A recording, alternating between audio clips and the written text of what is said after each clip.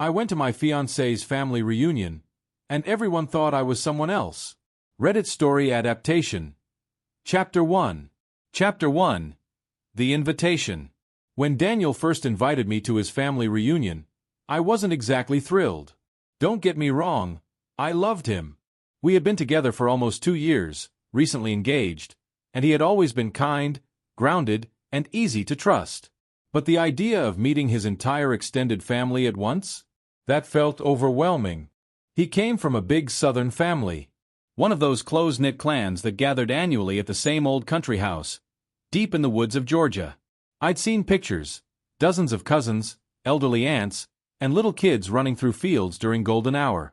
Daniel made it sound like a warm, chaotic, but loving tradition. I hesitated at first, but eventually agreed. He seemed so eager for me to be there, to finally be part of the family. He said they'd love me, that it was time. I remember packing my suitcase, wondering what I should wear to a barbecue with 30 people I'd never met.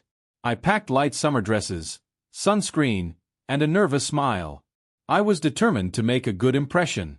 As we drove south, Daniel talked a lot. More than usual.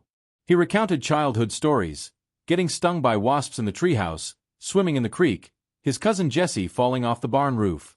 I listened, laughed, and watched the trees grow taller and the roads narrower. About 3 hours into the trip, I asked something that had been on my mind.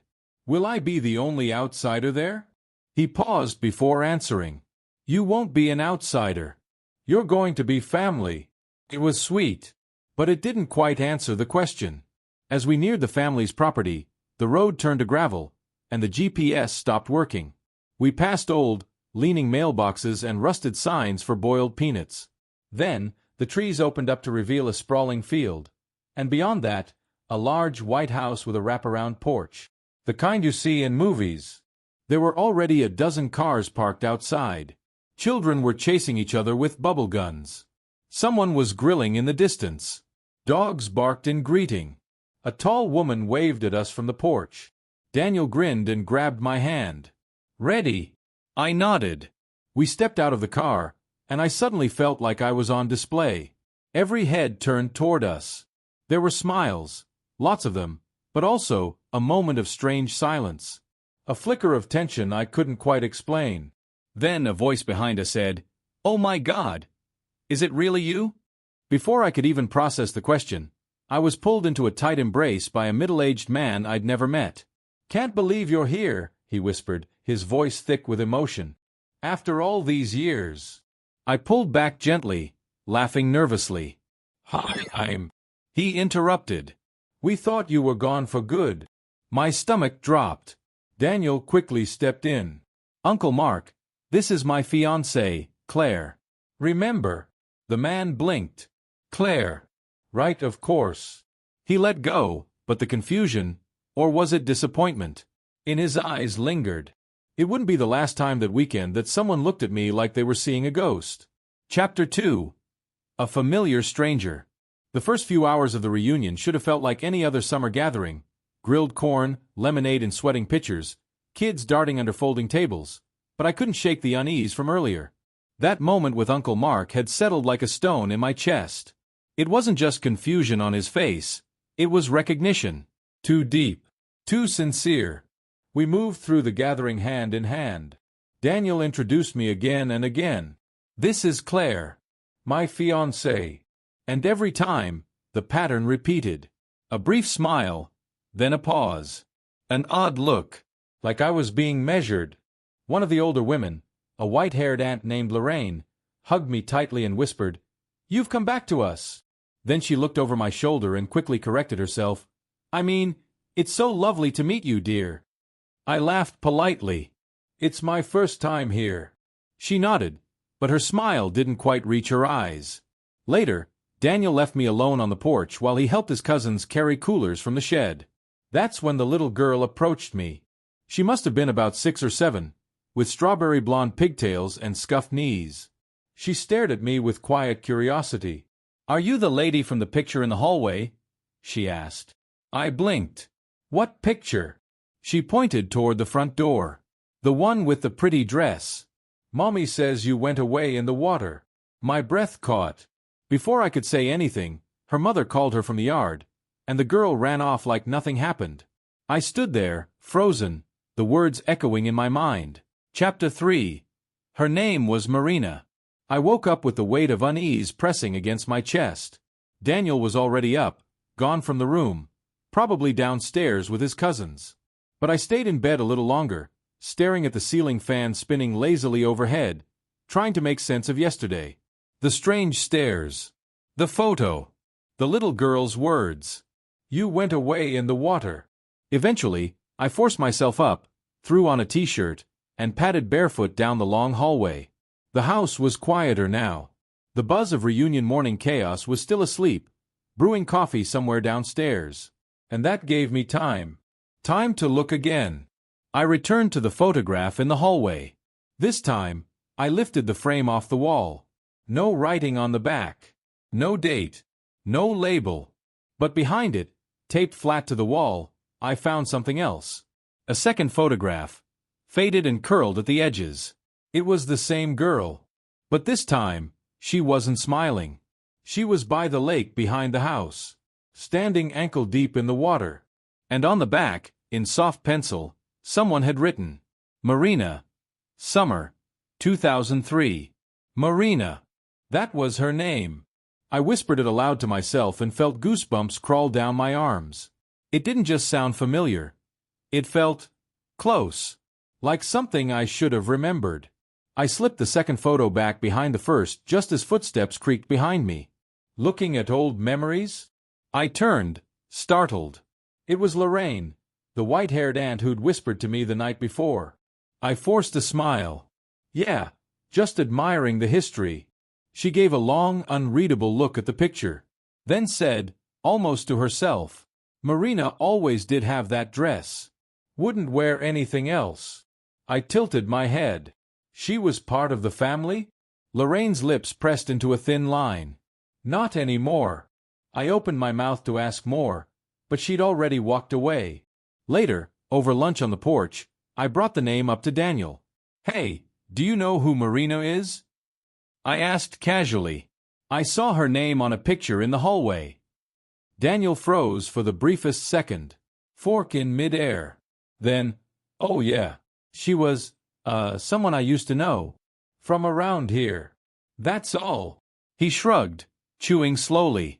It was a long time ago. Before I left for college. But she looks just like me. That made him glance up, just for a flicker. Then he smiled. Too smoothly. I guess I've always had a type. That night, after everyone had gone to bed, I got up. I tiptoed down the stairs, avoiding the creaky floorboards, and went to the back of the house, to the old office Daniel said belonged to his grandfather. Inside were dozens of boxes of papers, dusty books, yellowed photo albums. And tucked in the corner was a weathered, hand-labeled file folder. Marina, 2003. My hands trembled as I opened it. Inside were 2 more photographs, a folded newspaper clipping, and a handwritten letter. The newspaper headline read, Local girl presumed drowned. Body never recovered. The article was short. Marina, 19 years old. Disappeared during the annual family reunion. Last seen walking near the lake alone. Some believed it was a tragic accident. Others weren't so sure. But it was the letter that chilled me most. The handwriting was messy, the ink smudged. It read, If she comes back, they'll say it's a coincidence. They'll pretend it's nothing. But they'll know. She always comes back when the water calls her. I stood there for a long time, staring at the letter, trying to make sense of what I was holding. My hands felt cold. The room felt wrong. Suddenly, I didn't feel like I had stumbled into a mystery. I felt like I'd stepped into someone else's place, and the family had been waiting for me to do exactly that. Chapter 4. The Vanishing. I barely slept that night. Even after I tucked the file away and crept back to bed, the words from the letter echoed through my skull like a pulse. She always comes back when the water calls her. I stared at the ceiling for hours, listening to Daniel breathe beside me, wondering what the hell I had gotten myself into. By morning, I wasn't just disturbed. I was afraid. The lake loomed in the distance behind the house, quiet and mirror-like at dawn, peaceful on the surface. But now it felt like a secret. After breakfast, I told Daniel I wanted to take a walk. Get some air. He smiled and kissed my forehead. Just stay on the trail. It's easy to get turned around. He didn't ask to come with me. He didn't even ask where I was going. I followed a worn footpath that led through the tall grass and into the woods. It was humid, the kind of southern heat that wraps around you like a second skin. The deeper I went, the quieter it got. No birdsong, no laughter from the house, just trees, and that low hum of stillness. Then the trail opened up, and there it was. The lake. It was larger than I expected. Wide, almost still, the surface barely rippling in the morning breeze. There was a small Chapter 5. The Diary in the Attic. The next morning, I didn't waste time. Something had shifted. Daniel's words on the porch, that whisper, it wasn't just a slip of the tongue. It was something deeper. Something rehearsed. Expected. And now, I couldn't pretend anymore. I had to know who Marina was. Not the ghost of a memory. Not the girl in the photo. But the real person. I remembered Lorraine mentioning that Marina used to stay in the attic room during the summer reunions. Apparently, it had been closed off for years. After brunch, while everyone was busy outside with lawn games and drinks, I slipped upstairs. At the end of the second-floor hallway, past a locked linen closet, was a narrow wooden staircase. The kind most guests wouldn't even notice behind the folding door. I creaked it open. It smelled of dust, wood, and something faintly floral, like old perfume trapped in the walls. The attic was hot and dim, lit only by a single window. There was an old iron bed frame, some covered furniture, boxes stacked in the corners. I started to dig. Most of it was junk, outdated clothes, broken picture frames, forgotten trinkets from childhood's long past. But under one of the floorboards, loose and uneven, I found something different. A leather journal. Worn. Weather-stained. Its spine nearly cracked. Inside, the first page read, in loopy cursive, property of Marina Holloway. Keep out, seriously. I sat on the old bed and turned the page. The early entries were typical. A girl rambling about her cousins, summer heat, lakeside boredom. But as I read on, the tone changed. The entries grew darker, heavier. She wrote about someone watching her, about whispers in the woods, about dreams of drowning. July 12th. I saw her again in the water. She looked like me, but her eyes were wrong. I think she wants to take my place. July 14th. I told Daniel about the reflection, about how I don't feel like myself anymore. He said I'm tired, but he looks at me strange now. July 16th. I'm scared to sleep. When I wake up, I don't always remember who I am. I flipped through the pages, stunned. Each entry felt closer, more desperate, like someone slowly slipping from reality, or into something else. Then I hit the final entry. There was no date, just this. She said I could go, that I didn't have to fight anymore. She would wear my face and do it better. She promised they wouldn't even notice. I think they wanted this. I think they all did. When I walk into the lake tomorrow, she'll take care of everything. I stared at the page. My mouth went dry. That wasn't just a goodbye. It was permission. I heard a creak behind me and nearly jumped out of my skin. It was Daniel. He stood at the top of the attic stairs, one hand on the doorframe. "What are you doing up here?" he asked. My voice shook. "I found Marina's journal." He was silent for a long time. Then he walked over and sat beside me. "I was hoping you wouldn't." I pulled away from him slightly. "Daniel, what's going?" He looked at me. Not with surprise. With resignation. "She was my first love," he said softly. "And she was complicated. Sick, maybe. Obsessed with things no one understood." I held up the diary. "This doesn't sound like someone who was just sick. This sounds like someone trying to warn the world." Daniel didn't respond. Finally, he stood. "I think you should rest," he said. "You're letting your imagination run wild." And before I could say anything else, he turned and walked back down the stairs. I sat there alone, the journal still open on my lap. The attic suddenly felt colder. And I could swear, from the tiny attic window, I saw someone standing at the edge of the lake. Watching. Waiting. Chapter 6. The reunion wasn't a celebration. That night, I couldn't stay in bed. Not with Marina's journal on the nightstand. Not with Daniel sleeping beside me so peacefully, as if nothing was wrong. I kept thinking about the way he said it. I was hoping you wouldn't. He knew about the diary. He knew where it was. He let me find it. At around 2 a.m., I slipped out of bed and padded barefoot into the hallway. The house was quiet. Too quiet. But a faint glow came from downstairs. Voices. Whispers. I crept to the staircase and crouched low, peering through the railing. In the living room below, a small group was gathered, half a dozen family members. Lorraine. Daniel's mother. His aunt, the one who made the deviled eggs. And Daniel. They stood in a loose circle, speaking in hushed tones. In the center, on the coffee table, was something strange. A silver dish, filled with water, and something floating in it, a locket. Daniel reached down and touched the locket. I felt her slip again, he said. His mother nodded. She's remembering. It's moving faster this time. Lorraine stepped forward. Then we must remind her why she chose to come back. I froze. Chapter 7. Someone else inside me. My hands trembled as I flipped through the second diary. My diary. Claire's. Each page felt like opening a window into a life I wasn't sure I remembered living. They keep calling me her name. They won't let me leave. Every time I ask about the woman in the photo, they act like I'm joking. He tells me I chose to forget. But I never did. I'm not Marina. I'm not her. I couldn't breathe.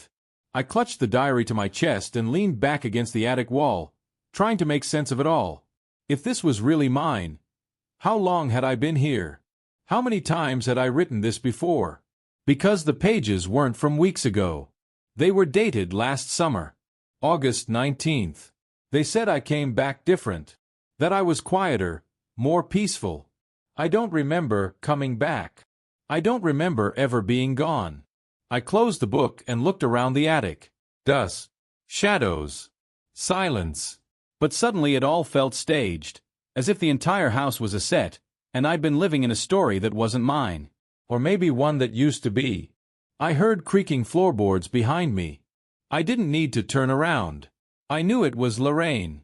I told them you weren't ready, she said softly. But you're waking up faster this time. I turned slowly. What do you mean? She gave me a sad smile. You weren't supposed to read that one yet.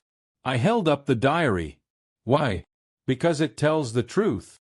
Lorraine stepped forward. Because it causes conflict. And conflict weakens the bond. I stared at her. What bond? Her eyes darkened. The one between souls. My stomach dropped. This wasn't about grief. Or mistaken identity. This was deliberate. You took me, I whispered. You brought me here and made me forget. Lorraine didn't deny it. She only said, we gave you peace. You came back broken. The lake healed you. No, I snapped. You buried me in someone else's life. She knelt in front of me. And yet, you fit so well, didn't you? I didn't answer. Because part of me had fit. Part of me had loved Daniel, had laughed with his family, had even dreamed beside him. But was that me? Or her? Then Lorraine said something that chilled me to the bone. Marina wasn't taken. She volunteered. And now, she's waiting for you to do the same. I stood up fast, backing toward the attic stairs. I'm leaving. Tonight. Lorraine didn't move to stop me. But she did say, if you step outside that door, she'll know. She's always known. I froze. Who? The one in the lake. I didn't sleep. I stuffed what little I had into a backpack, the diary, my phone, the clothes I came with. I waited until the house was quiet. No whispers. No lights. Just the hum of the crickets and the distant lap of water. And I left. Down the stairs. through the side path, toward the road. But I never reached it, because as I crossed the back lawn, something stopped me cold. A figure, standing waist-deep in the lake, looking exactly like me. Chapter 8. The Woman in the Water. She stood still in the lake, water rippling around her. The moonlight caught her hair, her face, my face, and for a moment I couldn't breathe. It wasn't just resemblance. It was identity. She was me, down to the scar on my collarbone, the mole near my jawline, even the way she tilted her head, like she knew exactly what I was thinking. I took one step forward, barefoot in the wet grass. She took one step back. The ripples widened, slow and deliberate. Then she spoke. Not aloud, but I heard her, in my head. I didn't leave. You pushed me out. I shook my head, heart pounding. No, I'm not you. But the words felt uncertain. She smiled, a cold, knowing smile, like she'd been waiting for me to arrive. You wore my skin, my memories, my love. You took everything. No, I whispered. You're the one who disappeared. I drowned, so you could rise. I stumbled back. Behind me, I heard twigs snapping, someone approaching from the woods. Daniel's voice, breathless. Claire, stay away from her. I turned. He looked panicked, barefoot, shirt unbuttoned, like he'd run out of the house in a frenzy. She's not what you think, he said, pointing toward the lake. But when I turned back, she was gone. Just a ripple. The water flat and silent again. What was that?